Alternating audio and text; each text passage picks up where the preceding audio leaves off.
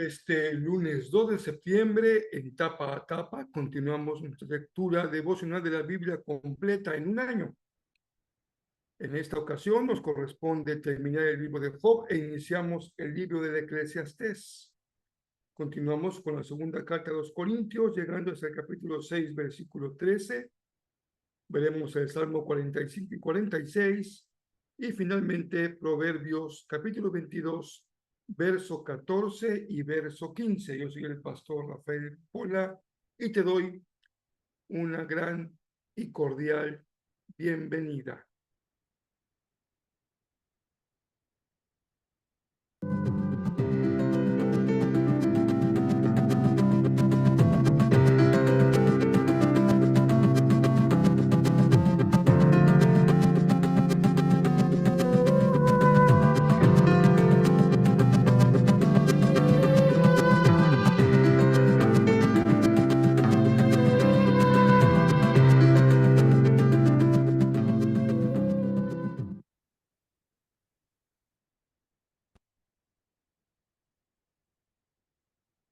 Le agradecemos al Señor su palabra.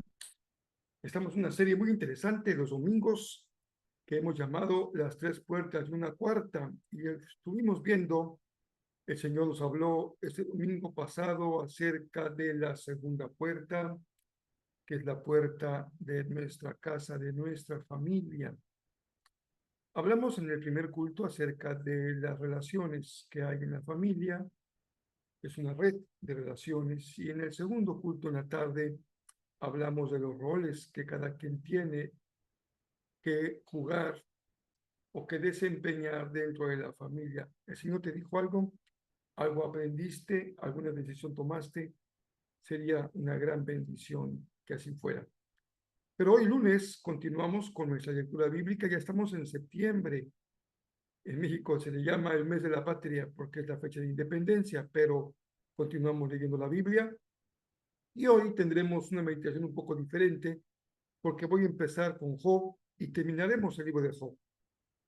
Nos corresponde el lunes iniciar la lectura de Eclesiastés, pero en esta ocasión solamente voy a compartir con ustedes el resumen de Eclesiastés. Y ya mañana, martes, vamos a considerar la lectura desde el capítulo número 1.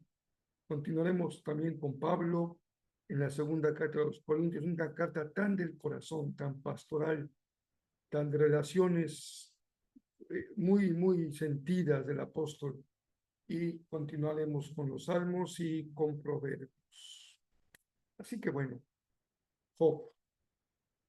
Estamos ya en el remate del libro y el Señor le habla a Job, luego Job responde. Lo que el Señor le dice a Job, Job, finalmente no sabías bien lo que estabas diciendo porque no conoces de lo que hablas con la profundidad que debieras de conocer y te atreves a desafiarme, a poner en juicio mis decisiones, mi actuar, pero en realidad no sabes bien a bien lo que estás diciendo. Job le responde al Señor y reconoce que ha sido un imprudente al hablar, y el Señor vuelve a tomar la palabra y le dice que utiliza dos figuras que se consideran figuras míticas, pero que representan grandes creaciones con un profundo significado, Behemoth y Leviatán, dos grandes monstruos que simbolizan todo el poder de la naturaleza y de la creación. Estos dos grandes monstruos, Job, ¿qué podría hacer frente a ellos? Y ha recibido bien el golpe. Job está bien ubicado en lo que Dios le dice y responde nuevamente diciendo, tú preguntaste, ¿quién es este que pone en duda mi sabiduría con tanta ignorancia? Soy yo. Y hablaba de cosas sobre las que no sabía nada, cosas demasiado maravillosas para mí. Pues no es difícil de comprender que cuando uno habla desde su dolor, pues dice muchas cosas para ese momento tan certeras y verdaderas, que ya en un contexto más amplio y mucho más amplio en el sentido en el que está presente la voluntad de Dios, créanme que las cosas son muy distintas cuando se ven en este gran marco amplio en el que no podemos mirar cuando estamos viviendo la experiencia de la pérdida, del dolor, de la derrota absoluta. Pero dice el libro al final, que es un libro de restauración. Después de que el Señor terminó de hablar con Job, le dijo a Elifaz el temanita: estoy enojado contigo y con tus amigos, porque no hablaron con exactitud acerca de mí, como lo hizo mi siervo Job. En esta parte final del libro son descalificados los amigos por hablar de manera inexacta, y es afirmado Job, el siervo del Señor, que ya la forma de hablar de él nos dice mucho. Es mi siervo Job.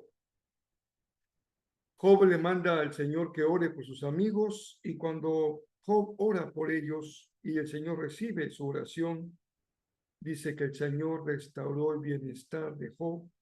Es más, el Señor le dio el doble de lo que antes tenía. Así que el Señor bendijo a Job en la segunda mitad de su vida, aún más que al principio. Esperemos cosas buenas del Señor. Oremos para que el tiempo de prueba termine, cese el dolor, cese la angustia y podamos mirar hacia el horizonte con esperanza, con confianza, sabiendo que hemos mantenido nuestra integridad hasta el último momento, y a pesar de que pudiésemos ser un poco imprudentes con el Señor, nuestra boca no ha pronunciado ninguna palabra de la que tengamos que arrepentirnos ante el Señor por ser ofensivos o rebeldes. Solamente Job expresó su sentir y el Señor escuchó. Lo escuchó no con complacencia, lo escuchó con amor, lo escuchó con comprensión, pero lo escuchó con firmeza, y el Señor le contesta como lo que Él es, el Señor. Y le habló para ponerlo en la dimensión justa en la que Job debía de colocarse, como un siervo delante del Señor. Y cuando al final de nuestra prueba ocupamos nuestro lugar y el Señor nos restaura, qué bendición tan enorme. ¿Cómo tenemos que orar y nunca dejar de orar por la restauración de todas las personas? Y vean qué interesante. No podemos afirmar que siempre pase así, no es una ley de causa y efecto. Pero en este caso, cuando Job ora por sus amigos, es cuando el Señor lo bendice. Parece que es un punto culminante, una gota que derrama el vaso, cuando Job puede orar por aquellos que lo han asediado, lo han lastimado.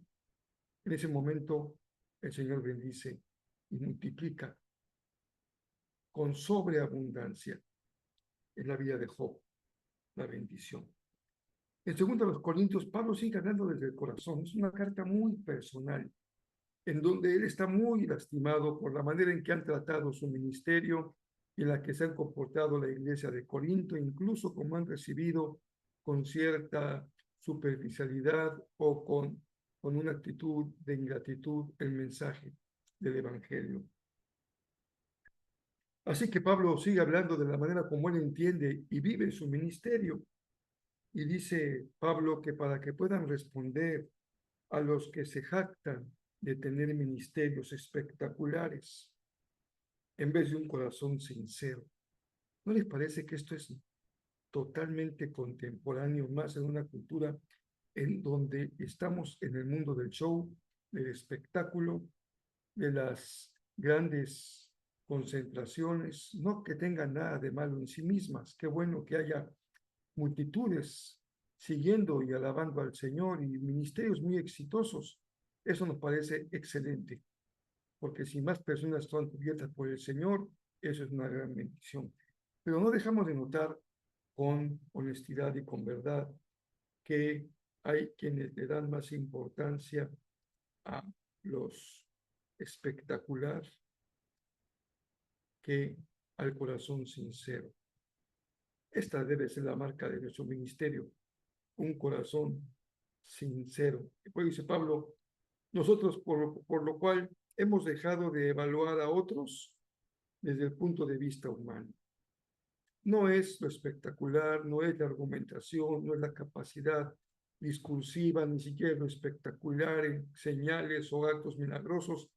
En realidad lo que importa es el mensaje del Evangelio, claro, sencillo, directo, de la gracia de Jesucristo, que es lo único que puede cambiar las vidas. Por eso dice Pablo, nos preocupa mucho que le den poca importancia a lo que han recibido de la bondad de Dios. Y en todo lo que hacen, deben mostrar, dice Pablo, como nosotros lo hacemos, que somos verdaderos ministros de Dios. ¿Y cómo lo demuestra Pablo? Dice, todo lo hemos soportado, todo lo hemos padecido, a fin de que el nombre de Jesús sea glorificado y podamos cumplir nuestro ministerio con una conciencia limpia y con nuestro rostro en alto. Dice Pablo en la carta, demostramos lo que somos por nuestra pureza. Fíjense, aquí hay valores ministeriales clave, muy importantes, y no me refiero a pastores, me refiero a todo ministro, todo creyente que somos ministros. Demostramos lo que somos, quiénes somos, por nuestra pureza, nuestro entendimiento, nuestra paciencia, nuestra bondad, por el Espíritu Santo que está dentro de nosotros y por nuestro amor sincero. ¿Qué examen? Aquí podemos hacer un examen del corazón y del testimonio personal a esta luz y el Señor nos permitirá decir amén junto con Pablo. Así queremos y debemos comportarnos. Finalmente dice el apóstol, oh queridos amigos corintios, les hemos hablado con toda sinceridad y nuestro corazón está abierto a ustedes. Pero aquí viene un reclamo pastoral y un corazón pastoral dolido. No hay falta de amor de nuestra parte, pero ustedes nos han negado su amor. Les pido que respondan como si fueran mis propios hijos. Ábranos sus corazones. ¿Qué les parece? ¿Qué forma de terminar este capítulo 6 hasta el verso 13, donde vamos ahora en la porción de hoy? El Salmo 45 es un salmo real, se enaltece al rey, su majestuosidad, su belleza, sus instrumentos de lucha, su vestuario, todo lo que implica lo majestuoso del palacio. Y se lee el Salmo en clave mesiánica porque podemos verlo también como una lectura sobre Jesús. Y en el Salmo 46, que es un salmo muy amado, muy querido, déjenme leerles el verso 1 al 3. Dios es nuestro refugio y nuestra fuerza. Siempre está dispuesto a ayudar en tiempos de dificultad. Por lo tanto, no temeremos cuando vengan terremotos y las montañas se derrumben en el mar, que rujan los océanos y hagan espuma, que tiemblen las montañas mientras suben las aguas. Dios, refugio y fortaleza. Acaban Proverbios hablando de la boca de la mujer inmoral. Hay que guarecernos de esa boca, y el corazón del muchacho está lleno de necedad, pero la disciplina física lo va a alejar de él, de este corazón necio.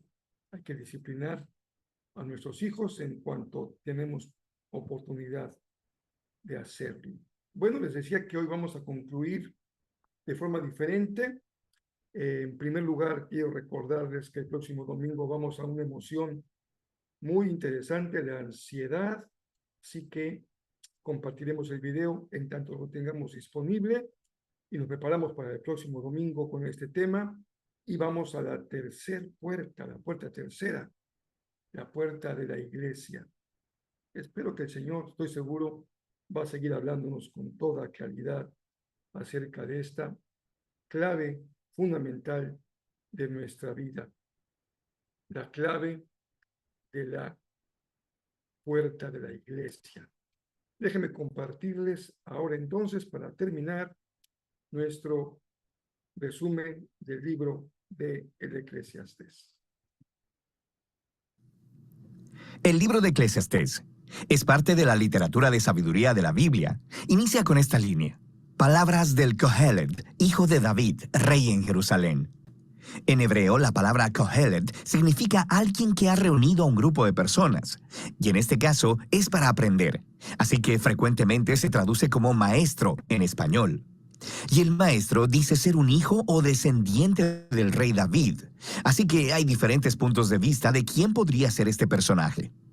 Muchos piensan que se refiere al rey Salomón, otros que quizá uno de los reyes posteriores en el linaje de David, y otros más piensan que es un maestro posterior de Israel, quien ha adoptado una identidad similar a Salomón como herramienta de enseñanza. Sea cual sea la perspectiva correcta, la clave es reconocer que el maestro es un personaje dentro del libro y es diferente al autor del libro, quien permanece anónimo. Así que escuchamos la voz del maestro a lo largo de casi todo el libro, pero es en realidad otra voz, la del autor, la que nos introduce el maestro en la primera oración. Y al final, concluye el libro resumiendo y evaluando todo lo que el maestro acaba de decir. Así que el autor es alguien que quiere que escuchemos todo lo que el maestro tiene que decir y luego nos ayuda a procesarlo y a llegar a nuestras propias conclusiones. Entonces, ¿qué es lo que el maestro tiene para decir? Bueno, el autor resume el mensaje básico del maestro tanto al principio como justo al final. Y este mensaje es Hevel, Hevel. Todo es completamente Hevel. La mayoría de las Biblias en español traducen esta palabra, Hevel, como vanidad, pero esa palabra no captura completamente el corazón de la idea. En hebreo, Hevel literalmente significa vapor o humo, y el maestro utiliza esta palabra 38 veces en el libro como una metáfora para describir cómo la vida, primero que nada, es temporal o pasajera, como un soplo de humo. Pero en segundo lugar también, cómo la vida es un enigma o paradoja. Como el humo, esta parece sólida, pero cuando intentas aferrarte a ella no hay nada ahí. Así que hay mucha belleza y bondad en el mundo, pero justo cuando estás disfrutándola, la tragedia golpea y parece que todo se esfuma. Bueno, todos tenemos un fuerte sentido de la justicia, pero todo el tiempo le suceden cosas malas a la gente buena. Así que constantemente la vida es impredecible, inestable, o en las palabras del maestro, como correr tras el viento. Hevel. Eso es un poco deprimente. ¿Por qué está diciendo todo esto? La meta básica del autor es señalar todas las formas en que tratamos de encontrar significado y propósito en nuestras vidas separados de Dios, así que le permite al maestro que las desarme todas. De manera que el autor piensa que pasamos la mayoría de nuestro tiempo invirtiendo energía y emociones en cosas que al final no tienen significado o importancia duradera, y él permite que el maestro nos dé una dura lección de la realidad. Puedes ver esto más claramente en los poemas iniciales y finales, que se enfocan primero que nada en el tiempo y luego en la muerte. Así que el maestro dice, puedes pasar tu vida entera trabajando y logrando cosas porque piensas que eso hace que tu vida tenga significado. Realmente deberías detenerte y considerar el paso del tiempo. A pesar de todo el esfuerzo humano que ocurre en el mundo, en realidad nunca nada cambia. Así que, claro, desarrollamos tecnología y construimos naciones que se levantan y caen, pero ve y escala una montaña y mira si a esta le importa. Ella estaba ahí antes que todos nosotros y estará ahí mucho después. Quiero decir, dentro de 100 años, nadie va a siquiera recordarte o nada de lo que hiciste, pero esa montaña seguirá ahí. Y las olas seguirán rompiéndose en la playa y el sol seguirá saliendo y poniéndose. Así que el tiempo eventualmente nos borrará a ti y a mí y a todo lo que nos importa. Y como si eso no fuera lo suficientemente desalentador, el maestro a lo largo de todo el libro no puede dejar de hablar acerca de la muerte, especialmente en este poema cerca del final. Él dice que la muerte es el gran ecualizador y hace que la mayoría de nuestras actividades diarias sean insignificantes. Devora a los sabios y a los necios, a los ricos y a los pobres. No importa quién seas, lo que hayas hecho, bueno o malo, todos moriremos y no hay escapatoria. Así que, con estas dos ideas en la mano, el maestro continúa considerando todas las actividades y las falsas esperanzas en las que invertimos nuestras vidas para encontrar significado e importancia, como las riquezas o una carrera, el estatus social o el placer. De manera que, ¿crees que trabajar duro hará que tu vida valga la pena? Piensa acerca del estrés y el daño que te produce, toda la ansiedad y las noches sin sueño. Y para cuando hayas generado alguna riqueza, ya serás demasiado viejo para disfrutarlas. Y para cuando tengas que dejárselas a alguien, a ellas quizá ni les importe nada de lo que hiciste para ganarlas. O quizá pienses que el placer hará que la vida valga la pena para ti. Anda, vive para tus vacaciones, vive para las fiestas de fin de semana. El lunes siempre llegará. Hevel, Hevel, todo es completamente Hevel. Entonces, ¿qué está promoviendo el maestro? ¿Que nos convirtamos en hedonistas o en puros relativistas? Bueno, no. Eso también sería Hevel. El maestro reconoce las ideas de Proverbios de que vivir con sabiduría y en el temor del Señor tiene ventajas reales. Si vives así en general, te irá bien en la vida. Pero mira, el problema es que incluso viviendo en la sabiduría y el temor del Señor, eso también es Hevel, porque no garantiza una buena vida. Hay buenas personas que mueren trágicamente y hay personas horribles que viven una vida larga y próspera. Simplemente hay demasiadas excepciones, así que incluso la sabiduría es Hevel. No es vanidad, sino un enigma. La sabiduría no siempre funciona de la manera en que piensas. Entonces, ¿cómo podemos avanzar en medio de toda esta Hevel? Y aquí, paradójicamente, el maestro descubre la clave para el verdadero disfrute de la vida bajo el sol. Es aceptar Hevel, es reconocer que todo en tu vida está completamente fuera de tu control. Alrededor de 6 veces diferentes en algunos de los momentos más deprimentes de sus monólogos, el maestro habla acerca del regalo de Dios, que es el disfrute de las cosas sencillas y buenas de la vida, como la amistad o la familia, una buena comida o un día soleado. No puedes controlar estas cosas, ciertamente no te están garantizadas, pero esa es su belleza. Cuando llego a adoptar una postura de completa confianza en Dios, eso me libera para simplemente disfrutar mi vida como la estoy experimentando, no como pienso que debería ser. Porque incluso mis expectativas acerca de cómo la vida debería ser son al final de todo Hevel. Hevel, todo bajo el sol es, en último término, Hevel. Y así llegan a su fin las palabras del maestro. Justo ahí, al final, el autor habla de nuevo y concluye todo. Él dice que es muy importante que escuchemos las palabras del maestro. Él las iguala a la vara de un pastor con un aguijón, una punta, que podría lastimarte cuando te pincha. Pero él dice que el maestro está intentando pincharte para hacer que te muevas en la dirección correcta, hacia una mayor sabiduría. El autor luego nos advierte que podrías llevar demasiado lejos las palabras del maestro y podrías pasar tu vida entera en los libros tratando de resolver los enigmas existenciales de la vida.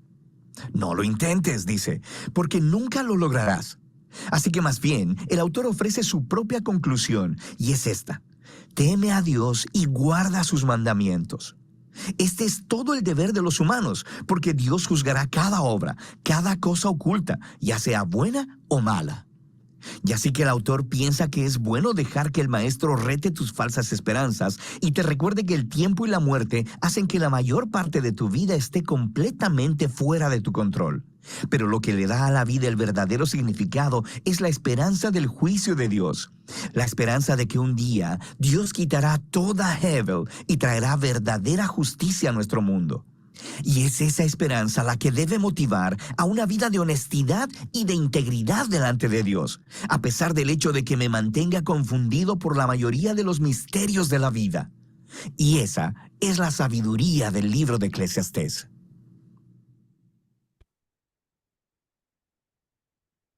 Como siempre, agradecemos este ministerio por este resumen que ayuda mucho a tener una perspectiva completa del libro.